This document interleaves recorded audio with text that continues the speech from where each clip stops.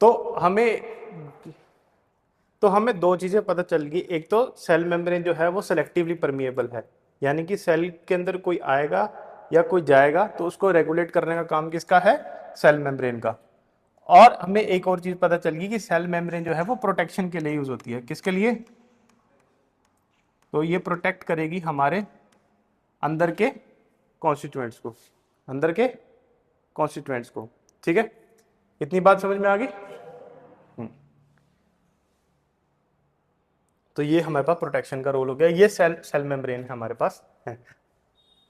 देखो अब cell membrane के स्ट्रक्चर को समझने के लिए हमें इस डायग्राम की तरफ ध्यान देना पड़ेगा। ये डायग्राम को ध्यान से देखो, ठीक है। ये डायग्राम इतना इंपॉर्टेंट है कि एज इट इज पेपर में पूछा जा सकता है, एज इट इज। ठीक है, तो ये डायग्राम इंपॉर्टेंट डायग्राम में से एक है। ठीक है, सबसे पहले हमें ये पता होना चाहिए कि सेल जो है वो दो चीज़ों, सेल मेम्ब्रेन जो है वो दो चीज़ों से बनी होती है, प्रोटीन से और लिपिड से। प्रोटीन से और लिपिड से। प्रोटीन मतलब प्रोटीन और लिपिड्स मतलब तुम समझ लो फैट्स। ठीक है, फैट मॉलिक्यूल्स या लिपिड मॉलिक्यूल उनसे बनी होती है। तो ये हमारे पास सेल मेम्ब्रेन का स्ट्रक्चर है। सेल मेम्ब्रेन कुछ, अगर मैं इसको मैग्नीफाई करूं तो कुछ ऐसी नजर आएगी। इसको मैग्नीफाई करूंगा ना, इस चीज को, तो वो कुछ इस तरीके से नजर आएगी। बात समझ में आ गई। तो ये हमारे पास काफी सारे प्रोटीन्स तुम्हें नजर आएंगे। ये एक प्रोटीन है, ये दूसरा प्रोटीन है, ये तीसरा प्रोटीन है। अब तुम देख रहे हो ध्यान से, ये जो प्रोटीन है, इस प्रोटीन का काम सेलेक्टिवली परमिएबल मेम्ब्रेन में होगा। ये परमिट करेगा आने जाने के लिए। ठीक है, अगर किसी ने सेल के अंदर जाना है, अगर ये सेल का बाहर का हिस्सा है और ये सेल का अंदर का हिस्सा है, तो सेल के अंदर किसी ने जाना है। मेरी बात समझ में आ रही है, सेल के अंदर किसने जाना है, तो वो सेल के अंदर जाने का काम कौन करेगा, कहां से जाएगा, इस प्रोटीन से जाएगा या फिर इस प्रोटीन से जाएगा। तो ये उसको परमिट करेगा कि उसने अंदर जाने देना या नहीं जाने देना। अगर उसने अंदर नहीं जाने देना तो वो क्लोज हो जाएगा, अगर उसने अंदर जाने देना तो ये ओपन हो जाएगा। बात समझ में आ रही है, ये क्लोज है, ये ओपन है। इतनी बात समझ में आ गई। अब ये जो ऊपर देख रहे हो आप, ये सारे के सारे लिपिड्स के मॉलिक्यूल्स हैं। ठीक है, लिपिड बायलेयर, लिपिड बायलेयर। बात समझ में आ गई। ये लिपिड्स हैं, फैट्स हैं, ये अंदर भी पड़े हैं, ये बाहर भी पड़े हैं, दो लेयर्स के अंदर पड़े हैं, तो इसलिए हमने नाम दिया इसका बायलेयर। इसलिए हमने इसका नाम क्या दिया, बायलेयर। ये क्या हो गया,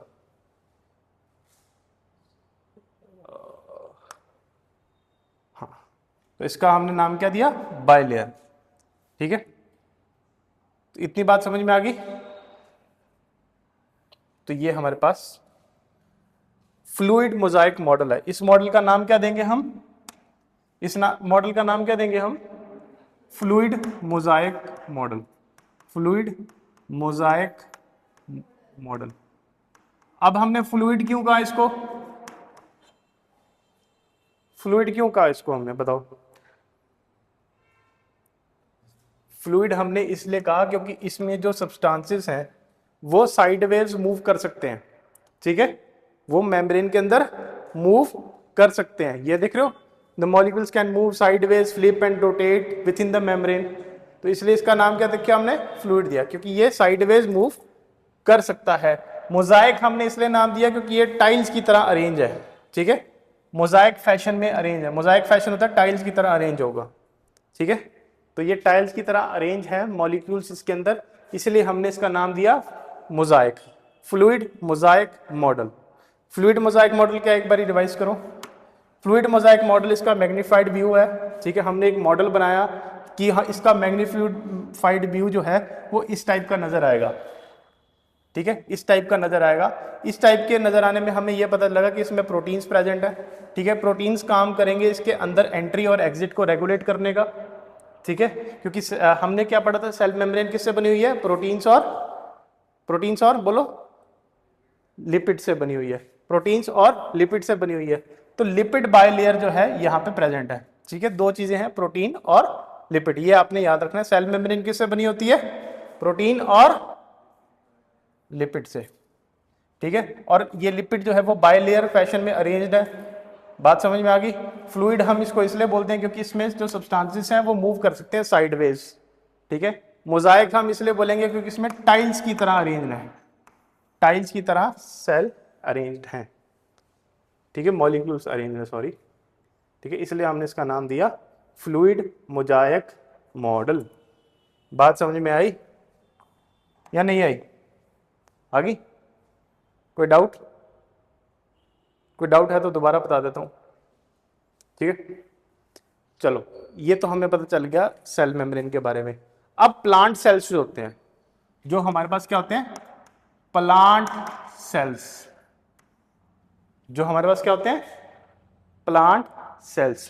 प्लांट सेल्स का क्या काम है? प्लांट सेल्स के अंदर तो सेल मेम्ब्रेन होती ही होती है, लेकिन उनके बाहर एक एक्स्ट्रा प्रोटेक्शन लेयर भी होती है। अलग कलर से बना देते हैं एक बारी। उसके बाहर एक एक्स्ट्रा प्रोटेक्टिव लेयर भी प्रेजेंट होती है, ठीक है। प्लांट के अंदर क्या होता है? प्लांट के अंदर सेल मेम्ब्रेन के अलावा एक एक्स्ट्रा प्रोटेक्टिव लेयर भी प्रेजेंट होती है, जिसको हम बोलते हैं क्या? Cell wall. उसको हम क्या बोलेंगे? सेल वॉल, ठीक है। तो सेल वॉल भी क्या काम करती है? प्रोटेक्शन का काम करती है, सेल को प्रोटेक्ट करने का काम करती है, ठीक है। जैसे सेल मेम्ब्रेन काम करती है, एक एडिशनल लेयर ऑफ प्रोटेक्शन होगी जिसको हम क्या बोलेंगे? Cell wall. और किस में नजर आती है? सिर्फ प्लांट सेल में, ठीक है। तो हमने क्या बोला कि सेल मेम्ब्रेन के बाहर एक सेल वॉल प्रेजेंट होती है, और सेल वॉल प्रोटेक्शन का काम करती है, एक्स्ट्रा प्रोटेक्शन का काम करती है, और प्रेजेंट किस में होती है? प्लांट सेल के अंदर। बात समझ में आई? 2 पॉइंट याद रखने, एक्स्ट्रा प्रोटेक्शन और प्लांट सेल, ठीक है। अब ये जो प्लांट सेल के अंदर बनी होती है, ये सेलुलोज से बनी होती है। किससे बनी होती है? सेलुलोज से। सेल वॉल सेलुलोज से बनी होती है, एक्स्ट्रा प्रोटेक्शन का काम करती है, प्लांट सेल के अंदर प्रेजेंट होती है। Cell wall, cellulose, plant cell, extra protection, ठीक है। 4 कीवर्ड्स हो गए। अब अगर तुम्हें सेल वॉल पे क्वेश्चन आते तो ये 4 वर्ड जो है वो तुम्हारे आंसर में होने बहुत जरूरी हैं, ठीक है। इनके बिना काम नहीं चलेगा, ठीक है। जो टीचर है वो तुम्हारा पूरा पूरा आंसर नहीं पढ़ेगा लाइन बाय लाइन, वो ये 4 वर्ड ढूंढेगा। अगर उसको वो 4 वर्ड मिल गए तो वो तुम्हारा आंसर ठीक कर देगा। बात समझ में आ गई?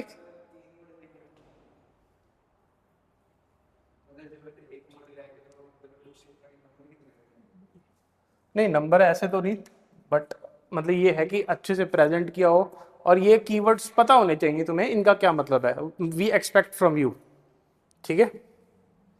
मतलब ऐसा कोई हार्ड एंड फास्ट रूल नहीं है, वी एक्सपेक्ट कि ये तुम्हारे आंसर में होने चाहिए, ठीक है। सेलुलोज अब क्या होता है? ये एक तरह का कार्बोहाइड्रेट होता है। एक तरह का क्या होता है?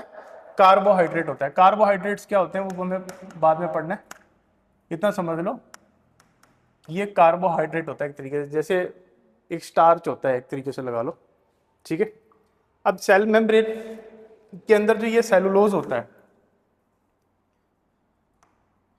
इसको डाइजेस्ट करने की कैपेसिटी हमारे अंदर नहीं होती। इसको डाइजेस्ट करने की कैपेसिटी ह्यूमंस के अंदर नहीं होती, लेकिन कुछ एनिमल्स ऐसे होते हैं जिनको हम रूमिनेंट एनिमल्स बोलते हैं। कौन से बोलते हैं? रूमिनेंट एनिमल्स, जैसे कि काउज, गोट, ये सब जो है सेलुलोज को डाइजेस्ट कर सकते हैं। ये सब जो है वो सेलुलोज को डाइजेस्ट कर सकते हैं, ठीक है। तो इसीलिए they can digest the cellulose. बात समझ में आ गई? इतनी बात समझ में आ गई? तो तभी हम लोग जो है वो कच्चे पत्ते वगैरह खाएं तो हमें डाइजेशन में प्रॉब्लम होगी, क्योंकि सेलुलोज को हम लोग डाइजेस्ट नहीं कर पाते।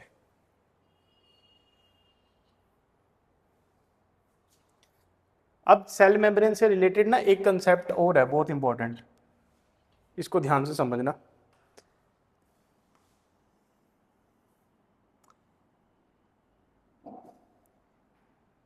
सबसे पहले समझो इसको, इस वर्ड को, डिफ्यूजन को।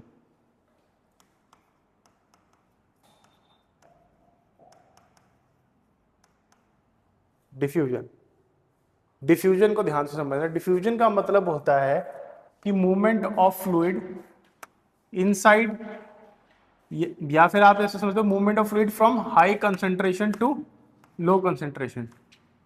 किसी भी चीज का हाई कंसंट्रेशन से लो कंसंट्रेशन तक का मूव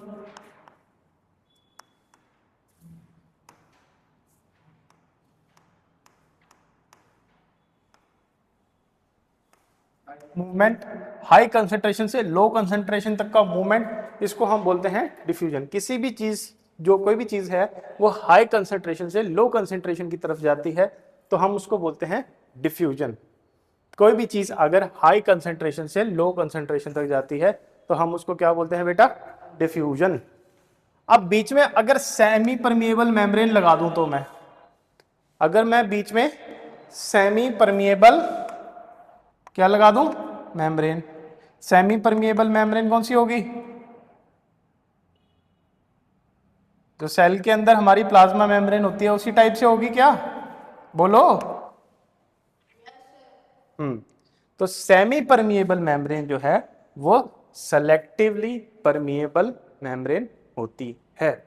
और जब ये डिफ्यूजन के बीच में आ जाए तो फिर डिफ्यूजन डिफ्यूजन नहीं रहती, डिफ्यूजन बन जाती है, क्या बन जाती है? कोई बता सकता है? क्लास में कोई बता सकता है क्या? डिफ्यूजन डिफ्यूजन नहीं रहती, क्या बन जाती है? ऑस्मोसिस। इस बात को याद रखना। डिफ्यूजन क्या बताया मैंने? The movement of substances from high concentration to low concentration, ठीक है। और बीच में जब सेमी परमिएबल मेम्ब्रेन आ गई, ठीक है, तो ये डिफ्यूजन डिफ्यूजन नहीं रहती, डिफ्यूजन क्या बन जाती है? ऑस्मोसिस। याद रखना इस बात को, ठीक है। इतनी बात समझ में आ गई? कोई डाउट? अब देखो ऑस्मोसिस को हमने स्टडी करना है। ये तीन मेरे पास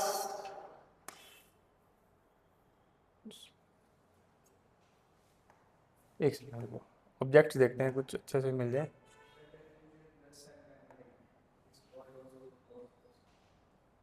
क्या हो गया? एक मिनट।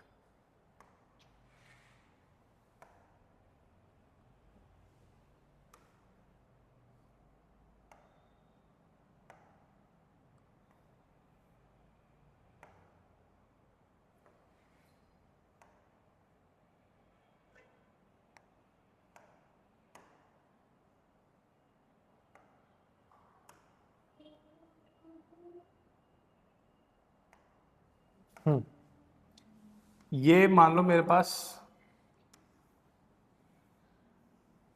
3 ग्लास हैं। क्या है ये? 3 ग्लास या 3 बीकर लगा लो, ठीक है। इसमें मैंने डाल दिया है एक सॉल्यूशन जो है मेरे पास, ठीक है। इसमें सॉल्यूट की कंसंट्रेशन बहुत ज़्यादा है, इसमें सॉल्यूट की कंसंट्रेशन बहुत ज़्यादा है, ठीक है। तो ये हो जाएगा हाइपरटोनिक सॉल्यूशन, ये हो जाएगा हाइपरटोनिक सॉल्यूशन। हाँ, श्रिंक हो जाएगा, सही बता रहे हो। अब ये जो सॉल्यूशन है इसमें सॉल्यूट पार्टिकल्स हैं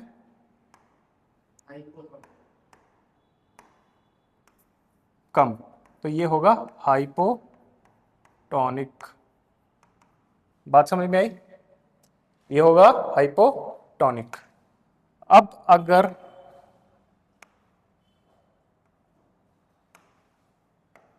ये जो सॉल्यूशन है, ये ब्लू वाला, इसमें थोड़े बहुत मतलब मीडियम से हैं पार्टिकल्स, ये आइसोटोनिक,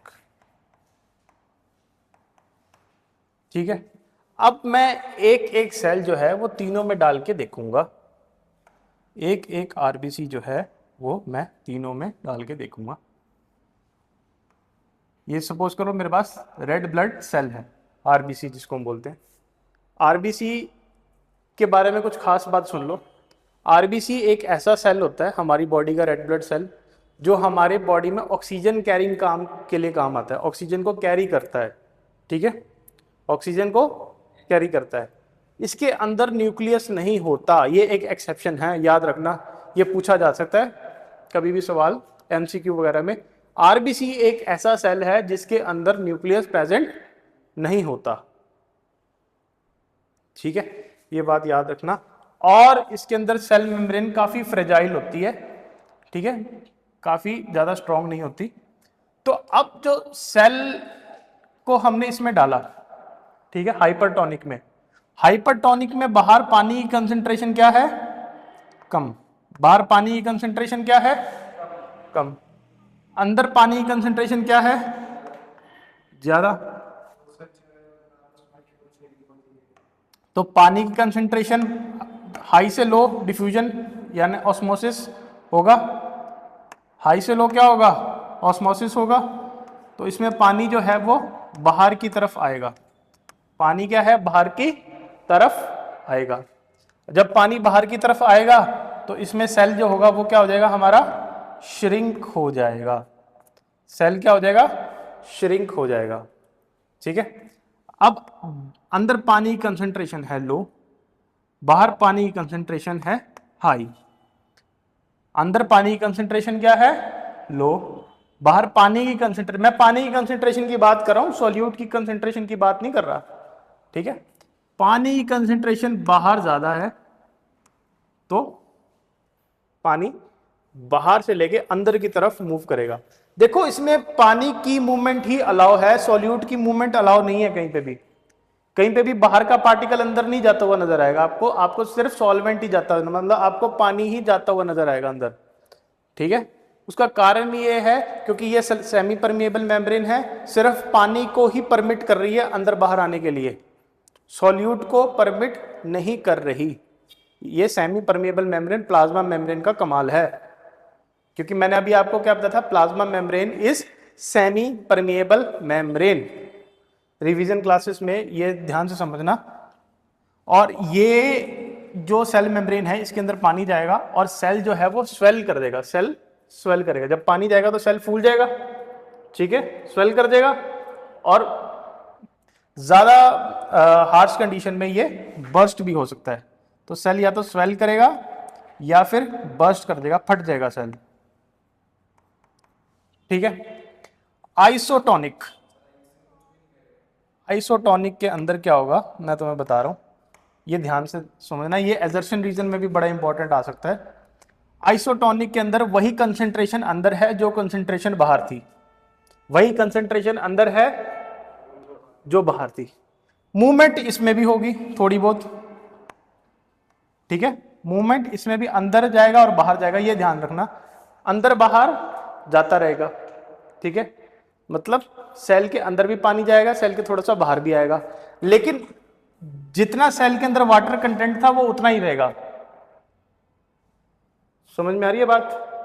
अब जैसे नक्श है, मैंने नक्श को पैसे दिए 1 लाख रुपए, ठीक है, नक्श ने वही 1 लाख रुपए मुझे वापस ट्रांसफर कर दिए, मेरे अकाउंट में तो उतना ही बैलेंस रहा ना जितना था।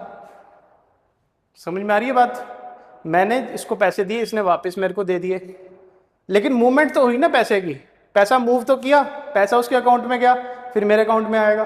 तो वैसे ही मूवमेंट यहां पे भी होगी, मूवमेंट यहां पे भी होगी, लेकिन जो ये मूवमेंट है, लेकिन जो ये मूवमेंट है इसका रिजल्ट जीरो आएगा, नेट मूवमेंट जीरो होगी। जितना वाटर कंटेंट उसके अंदर था उतना ही वाटर कंटेंट बाहर होगा। ठीक है, जितना वाटर कंटेंट उसके अंदर था उतना ही वाटर कंटेंट उसके बाहर होगा, नेट मूवमेंट जीरो होगी। तो आइसोटोनिक जो है उसके अंदर कंसंट्रेशन सेम रहेगी, कंसंट्रेशन सेम रहेगी।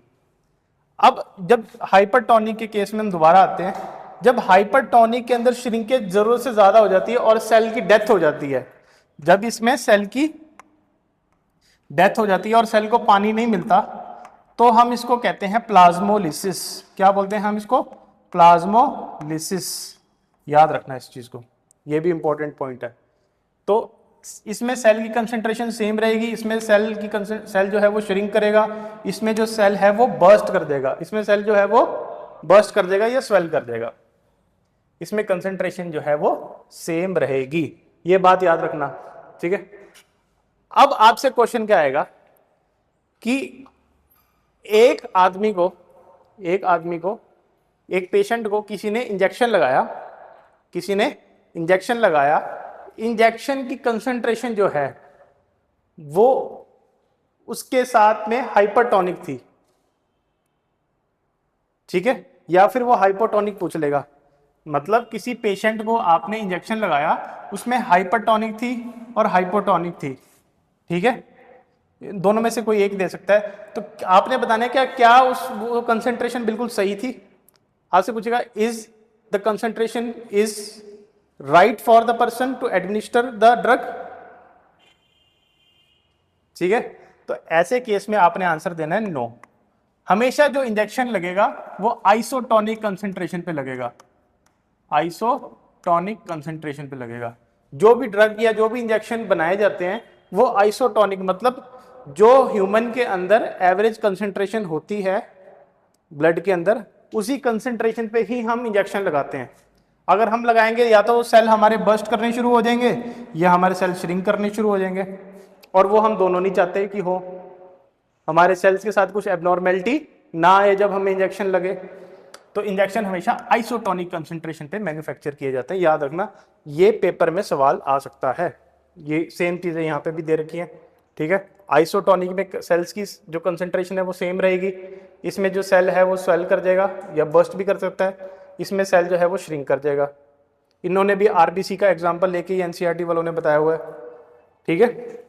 तो ये हमारा आज का हो गया सेल का मोस्टली वो वाला पार्ट, सेल मेम्ब्रेन वाला पार्ट। फिर अभी हम सेल के इंटीरियर में अगली क्लासेस के अंदर जाएंगे, ठीक है। आई होप आपको समझ में आया होगा। प्लीज़ लाइक कर देना और चैनल को सब्सक्राइब कर देना, ठीक है।